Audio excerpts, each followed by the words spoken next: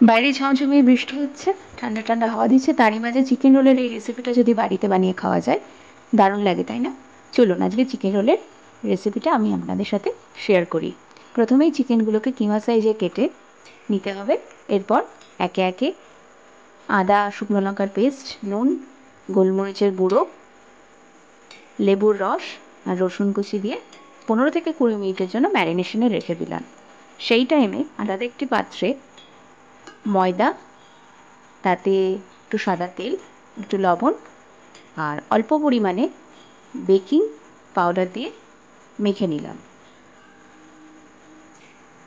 মাখা হয়ে গেলে এটাকে গোল পরোটার আকারে বেলে ভেজে নিলাম। দেখতেই পাচ্ছেন বোথ সাইডে অয়েল ব্রাশ করে পরোটা ভেজে নিচ্ছি।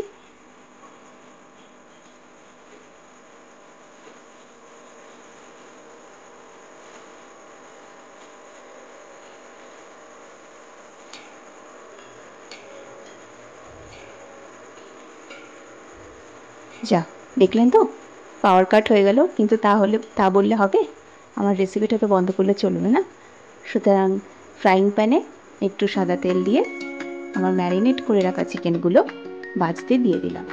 এরপর চিকেনগুলো প্রপারলি ভাজা হয়ে গেলে এবং সিদ্ধ হয়ে গেলে একটি পাত্রে রেখে দিলাম এবং সেই ফ্রাইং প্যানে আর একটু সাদা তেল দিয়ে আমার আগে থেকে কাটা ক্যাপসিকাম, পেঁয়াজ আর কাঁচা লঙ্কা ভাজতে দিলাম। ভাজার সময় একটু লবণ অ্যাড করে দিলাম টেস্টের জন্য, আর যাতে ভালোভাবে সবজিগুলো ভাজা হয়ে যায়।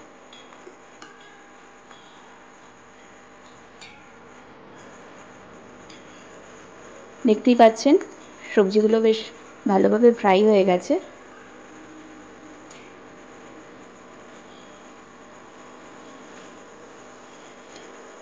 এরপর এর মধ্যে আমার আগে থেকে ভেজে রাখা চিকেনগুলো অ্যাড করে দিলাম।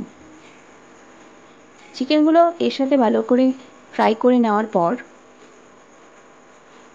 একে একে টমেটো সস, সয়া সস এবং গ্রিন চিলি সস অ্যাড করে দিলাম, আর একটু মিয়োনিজ দিয়েছিলাম।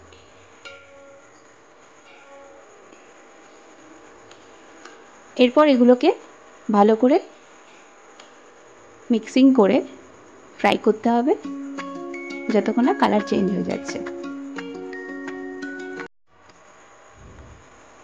দেখতেই পাচ্ছেন খুব সুন্দর কালার চেঞ্জ হয়ে গেছে এবং খুব ভালোভাবে ফ্রাই হয়ে গেছে। এরপর এটাকে একটা প্লেটে রেখে দিলাম। আমার আগে থেকে যেহেতু পরোটা ভাজা ছিল, সেই পরোটার ওপর এই চিকেনের রেসিপিটাকে দিয়ে দিলাম। একটু কাঁচা পেঁয়াজ দিয়েছিলাম আর একটু মেয়োনিজ অ্যাড করেছিলাম। আমার রেডি চিকেন রোলের রেসিপি, আপনারাও ট্রাই করতে পারেন। Thank you.